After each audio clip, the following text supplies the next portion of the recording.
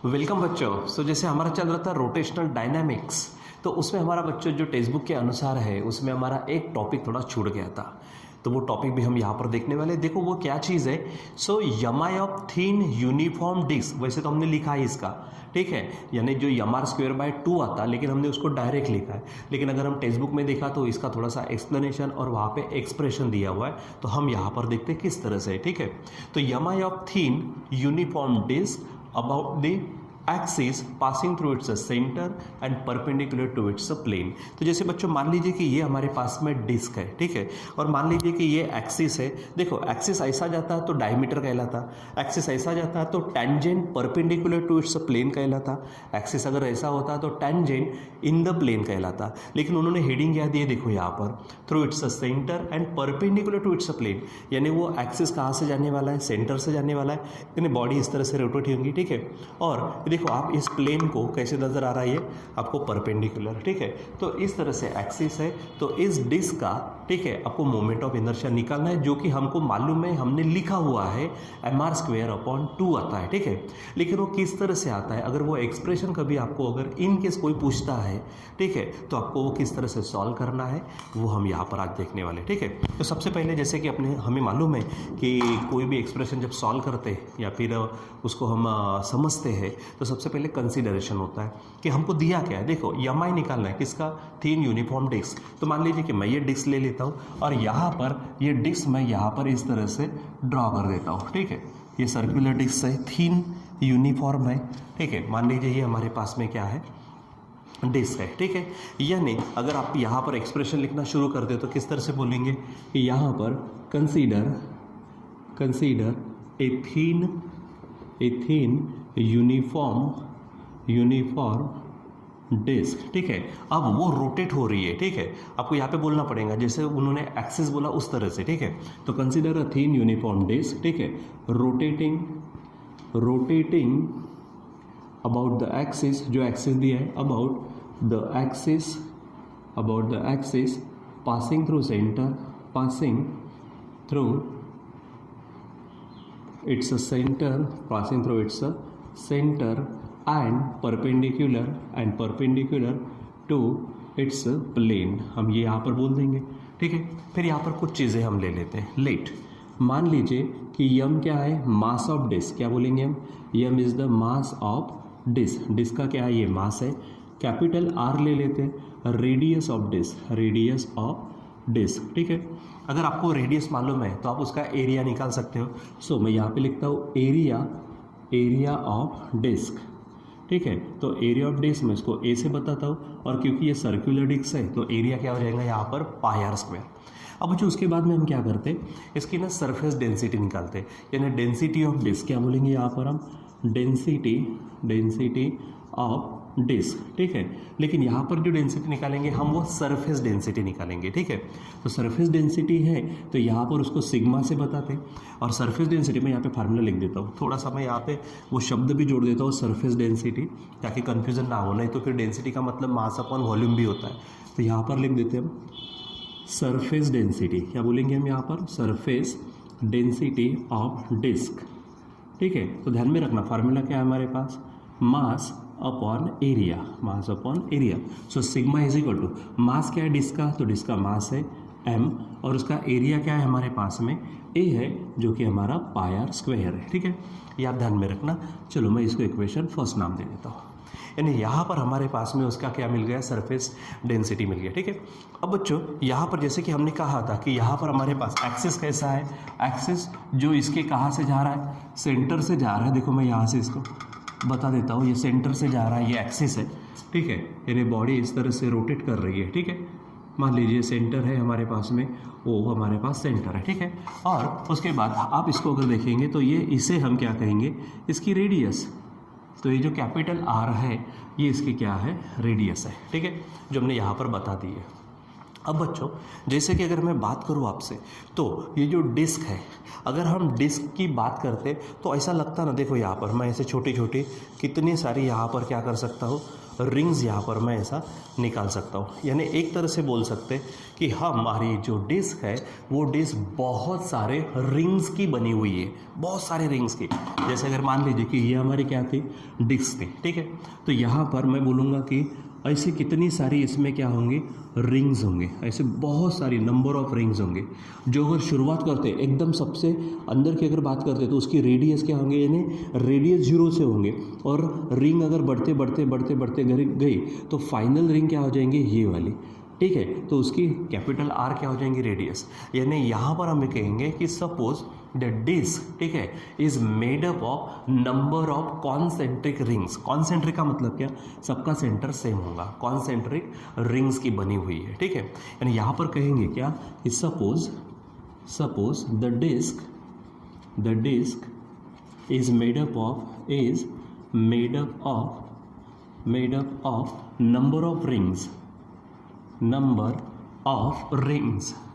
Number of concentric rings, क्या बोलेंगे यहाँ पर हम, नंबर ऑफ कॉन्सेंट्रिक रिंग्स, ठीक है। अब जिसकी रेडियस, जैसे सबसे अंदर की बात करते हैं, एकदम ही बारीक है, मतलब जहाँ से शुरू हो रही है, तो वो रिंग अगर है मतलब उसकी रेडियस 0 होंगी, ठीक है। और बढ़ते बढ़ते गए तो फाइनल क्या हो जाएंगी, वो सबसे बड़ी, यानी यहाँ डिस्क का जो सरकमफेरेंस होगा उतनी, ठीक है। तो वो रिंग हो जाएंगी, तो उसकी रेडियस क्या होंगी, जो सबसे बड़ी होंगी उसकी रेडियस लेंगे हम r, और जो सबसे छोटी होंगे जहाँ पे पॉइंट ही तैयार होगा, सेंटर ही तैयार होगा, उसकी रेडियस हो जाएंगी हमारी 0। यानी क्या बोलेंगे हम कि suppose the disc is made up of number of concentric rings of radii, ठीक है। यानी रेडाई कहाँ से शुरू होगा, रेडाई इंक्रीजिंग फ्रॉम कहाँ से, 0 to r, ठीक है। यानी 0 से लेकर r तक होंगे, ठीक है। तो इस तरह से अब क्या करते हैं, ये इतनी सारी रिंग्स है, इसमें से क्या करते हैं, एक रिंग हम यहाँ पे क्या कर लेते हैं, कंसीडर करते हैं। ये पूरी डिस्क थी, उसमें से कोई एक रिंग ले लो, ठीक है, जिसकी थिकनेस हमारे पास में होंगी, कुछ ना कुछ तो थिकनेस होगी उसकी, ठीक है। यानी क्या बोलेंगे हम, consider one such a ring, ठीक है, एज शोन इन फिगर। मैं जैसे यहाँ पर बताना चाहूँगा, ठीक है। तो जैसे इसको हटा देता हूँ, मान लीजिए कि ये रेडियस तो हमारी r थी, मैं ये क्या करता हूँ, एक रिंग यहाँ से ले लेता हूँ, ठीक है। अब बराबर क्या करना है, यहाँ पर आप थोड़ा प्रोटेक्टर का डिवाइडर का इस्तेमाल करके आप निकालना। मान लीजिए बच्चों कि उसकी कुछ ना कुछ जो थिकनेस है, भले वो बारीक रहेंगे लेकिन कुछ ना कुछ थिकनेस तो रहेंगे, ठीक है। तो ये ले लेते हैं, यानी क्या, हमने ये अंदर में एक रिंग बताई, ऐसे बहुत सारे रिंग होंगे, उसमें से एक रिंग हमने यहाँ पर बता दी, ठीक है। यानी consider one such a ring as shown in figure, ठीक है। अब इसकी रेडियस मान लीजिए क्या है बच्चों, हमारे पास में स्मॉल r है, ठीक है। और इसकी जो थिकनेस है, ठीक है, ये इसकी थिकनेस है, वो उसकी थिकनेस हम ले लेते हैं dr, और उसका मास ले लेते हैं हम dm। यानी क्या कहेंगे यहाँ पर हम, लेट, ठीक है। dm क्या है, मास ऑफ द रिंग, ठीक है, मास ऑफ द रिंग, ये रिंग का मास है। दूसरी बात dr थिकनेस है उसकी, यानी थिकनेस ऑफ द रिंग। जैसे अगर मान लीजिए कि आपने एक आधा बैंगल ले ली, मान लो कड़ा वगैरह ले लिया, तो कड़े की भी थिकनेस होंगी, वो थिकनेस, ठीक है। और उसकी रेडियस ले लेते हैं r, यानी r क्या कहेंगे, रेडियस ऑफ द रिंग। देखो हमने शुरुआत कहाँ से की थी, डिस्क से, यानी डिस्क इस तरह से, लेकिन ये बहुत सारी रिंग्स की बनी हुई है, ऐसा समझ के चलते हैं। उसमें से एक रिंग ले ली जिसकी रेडियस r है, जिसकी थिकनेस dr है, और जिसका मास क्या है, dm है। पहले हम क्या करते हैं, उस dm को, मास को थोड़ा दूसरी भाषा में निकालते हैं, ठीक है। तो सबसे पहले हम इसका एरिया निकालेंगे, किसका, इस रिंग का एरिया निकालेंगे, ठीक है। सो ध्यान में रखो बच्चों कि एरिया ऑफ रिंग अगर हमको निकालना है, area of ring is equal to, तो जैसे मैंने कहा कि ये रिंग इस तरह से ली है हमने, ठीक है। तो जब हम बात करते हैं कि देखो ये थिकनेस है उसके, ठीक है, तो रिंग का एरिया निकालना है तो उसका सरकमफेरेंस निकालेंगे हम, और इसकी जो थिकनेस होती है उस थिकनेस से मल्टीप्लाई करेंगे। यानी area of ring is equal to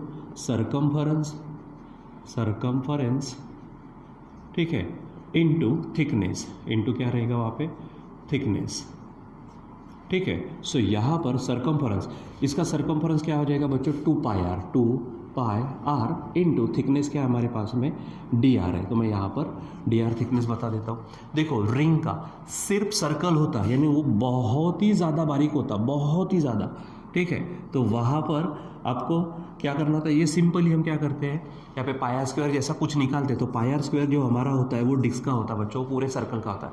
हम सिर्फ थिक इसका एरिया निकाल रहे हैं। ये जो डार्क पोर्शन दिख रहा है उसका, ये पूरा का पूरा इस तरह से नहीं है, ये पूरा इस तरह से होना यानी कंप्लीट सर्कल हो गया, ठीक है। डिस्क हो गया। हम रिंग की बात कर रहे हैं तो रिंग का एरिया निकालना है तो क्या है, सरकमफरेंस इंटू थिकनेस। तो सरकमफरेंस क्या हो जाएगा, 2πr, ठीक है। देखो क्योंकि मैं रिंग की बात कर रहा हूँ और उसकी थिकनेस dr हो जाएगा। तो ये एरिया ऑफ रिंग हो गया। अब मैं इसका क्या करता हूँ, इसकी डेंसिटी निकालते हैं, यानी क्या बोलेंगे, डेंसिटी ऑफ रिंग, ठीक है। डेंसिटी ऑफ रिंग, रिंग की जो डेंसिटी हमारे पास में, देखो डेंसिटी क्या होता है, density depends upon the material. तो जो मटेरियल आपने डिस्क का लिया वही मटेरियल किसका हो जाएगा, हमारे इसका रिंग का होगा। तो उसको मैं क्या कर लेता हूँ, सिग्मा से बोलूँगा, ठीक है। फिर उसके बाद में जैसे हम क्या करते हैं, मास अपॉन क्या करते हैं, एरिया लेते हैं, यानी ये सरफेस डेंसिटी की बात कर रहे हैं हम, तो मास अपॉन एरिया। लेकिन यहाँ पर देखो सरफेस डेंसिटी और डिस्क था, इसलिए डिस्क का मास और डिस्क का एरिया लिया, यानी m upon pi r square. लेकिन अभी हम किसका देख रहे हैं, तो डेंसिटी ऑफ रिंग, भले सिग्मा रहेगा, सिग्मा बदलेगा नहीं, लेकिन उसका फार्मूला बदल जाएगा, ठीक है। यहाँ पर भी क्या होगा, मास अपॉन एरिया ही होगा, ठीक है, मास अपॉन एरिया ही होगा। लेकिन यहाँ मास डिस्क का था, यहाँ पर मास हमारे रिंग का होगा जो dm है, ठीक है। यहाँ पर एरिया डिस्क का था, यहाँ पर एरिया रिंग का होगा जो हमारा 2πr इंटू dr है, ठीक है। और इसीलिए हम इस dm को अकेला करते हैं। आप यहाँ से dm को अकेला करो तो dm इज इक्वल टू क्या हो जाएगा, देखो dm है तो ये पूरा इधर चला जाएगा, यानी यहाँ होगा 2π सिग्मा, ठीक है, 2π सिग्मा इंटू r dr, आप ऐसा ले सकते हो, ठीक है। 2π सिग्मा को ले लो साथ में, r और dr हो जाएगा। तो ये बना हमारा रिंग का मास बना, ये क्या बना, रिंग का मास। अब मैं क्या करता हूँ, इस रिंग का mi निकालता हूँ अबाउट गिवन एक्सिस, यानी क्या बोलेंगे हम यहाँ पर, mi of ring about given axis, about given axis. अब गिवन एक्सिस के अबाउट इसका क्या करना है, mi, तो एक्सिस तो वही है, passing through centre perpendicular to its ring, तो वो रिंग का भी अब यहाँ पे इट्स अ प्लेन, ठीक है। तो अब डिस्क के एवज में पहले किसका निकाल रहे हैं हम, mi ऑफ रिंग, तो उसको मैं हेडिंग दे देता हूँ, ठीक है। यानी उसका जो फार्मूला होगा, आपको मालूम है क्या रहता है फार्मूला, मास इंटू डिस्टेंस का स्क्वायर, मास इंटू रेडियस का स्क्वायर। तो यहाँ पर जो मास है, तो रिंग का मास कितना आया है, dm, यानी यहाँ पर लिखूंगा मैं dm इंटू, ठीक है, एक्सिस से ये डिस्टेंस कितना है, r है, जो कि हमारा खुद रेडियस है, ठीक है, रिंग की रेडियस हो जाएगा। यानी मास इंटू डिस्टेंस का स्क्वायर एक कॉमन फार्मूला था। तो यहाँ पर रिंग का हम क्या करेंगे, इस तरह से निकालेंगे, ठीक। अब यहाँ पर dm की वैल्यू रख देते, उसके बाद में r स्क्वायर जो है वो, तो देखो यहाँ पे क्या होगा, dm, तो dm क्या है हमारे पास में, 2π सिग्मा, सॉरी ये सिग्मा इस तरह से निकालना, 2π सिग्मा r dr, और फिर से हमारे पास क्या है, r स्क्वायर, ठीक है। और इसीलिए हमारे पास क्या हो जाएगा, 2π सिग्मा, ठीक है, इंटू देखो r और r स्क्वायर यानी r क्यूब, यहाँ पर बन जाएगा dr। तो ये क्या हुआ, mi of ring about given axis. बच्चों ये सिर्फ हमारे रिंग का हुआ, और ऐसी कितनी सारी रिंग्स इस डिस्क में है, ठीक है। तो सबसे बारीक रिंग हम यानी क्या करेंगे, यहाँ से रिंग कम कम कम कम कम कम करते करते हैं तो फाइनली सेंटर पे आ जाएंगे, यानी रिंग फॉर्म ही नहीं होंगे।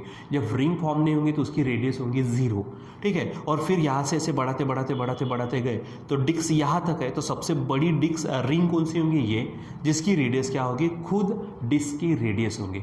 यानी यहाँ पर रेडियस कहाँ से कहाँ बदल रही है, 0 से r तक।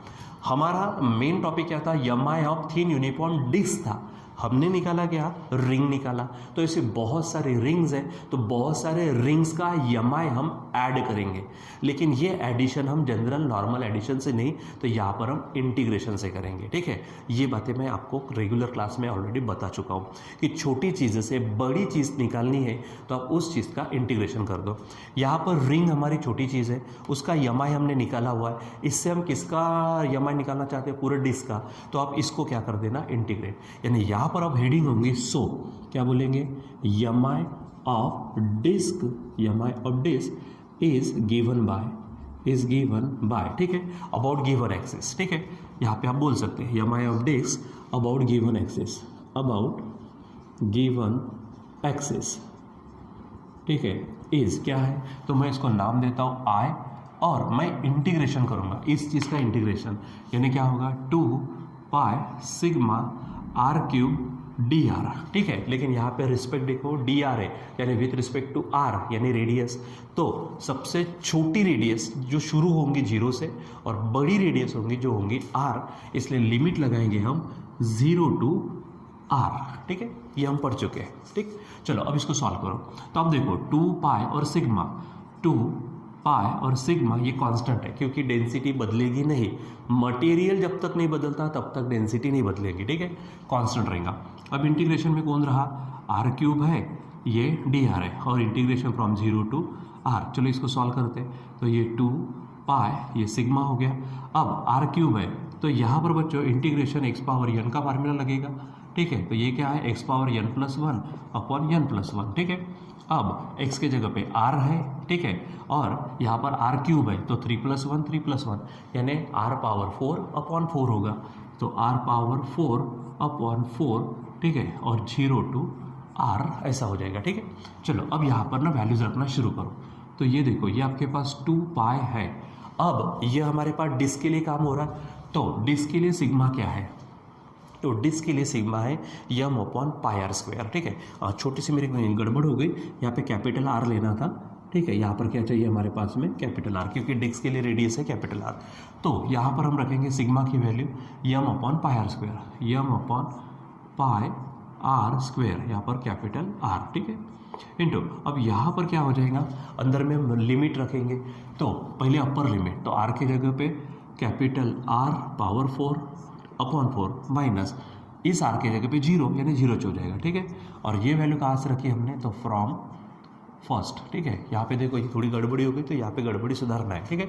चलो अब इसको सॉल्व करो तो क्या हो जाएगा, देखो तो 2 पाई, यहाँ पर देखो पाई पाई कैंसिल हो जाएगा, यहाँ से पाई को हटा दो, ट्वाइस m अपॉन क्या होगा r स्क्वायर, अब यहाँ पर सॉल्व करो, ये 0 को छोड़ दो, तो r पावर 4 अपॉन 4 हो जाएगा, ठीक है, और finally i is equal to, ठीक है, हम काम करेंगे अब इसके लिए, तो i इज इक्वल टू, देखो 2 इसको कट करेगा, r स्क्वायर r पावर 4 है उसके साथ कट जाएगा, यानी ऊपर में बचेगा m r स्क्वायर बचेगा और 2 2 जा, यानी ये बन जाएगा हमारा MI ऑफ द डिस्क, जो मैंने स्टार्टिंग में कहा था, और हमने ऑलरेडी इसको लिखा हुआ है, इतना ये कि डायरेक्ट लिखा था, लेकिन वो इस तरह से हम क्या कर सकते हैं, किसी भी एक्सिस के अबाउट सेंटर से अगर वो जाता स्पेशली, तो उसका एक्सप्रेशन यहाँ पर देख सकते हैं। तो बच्चों यहाँ पर ये हमारे पास में क्या है, MI ऑफ द डिस्क, ठीक है, thin uniform disc about the axis passing through its centre and perpendicular to its plane, जो हमने डायरेक्ट लिखा था, अभी वो किस तरह से आता है वो भी हमने देख लिया, ठीक है। यानी यहाँ पर हमारे पास में हमारे टेक्स्ट बुक में आपके सिलेबस के जो टॉपिक्स होते हैं वो टॉपिक्स यहाँ पर क्या होते हैं, कंप्लीट होते हैं। इसके पहले हमने छोटे मोटे क्या किए, न्यूमेरिकल्स भी देखे।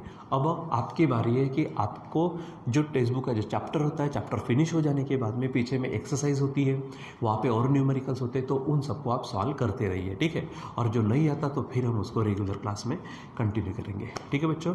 तो इस प्रकार से आप थिन यूनिफॉर्म डिस्क का MI निकालेंगे, जो आया कितना है हमारे पास में, I is equal to MR²/2, ठीक है।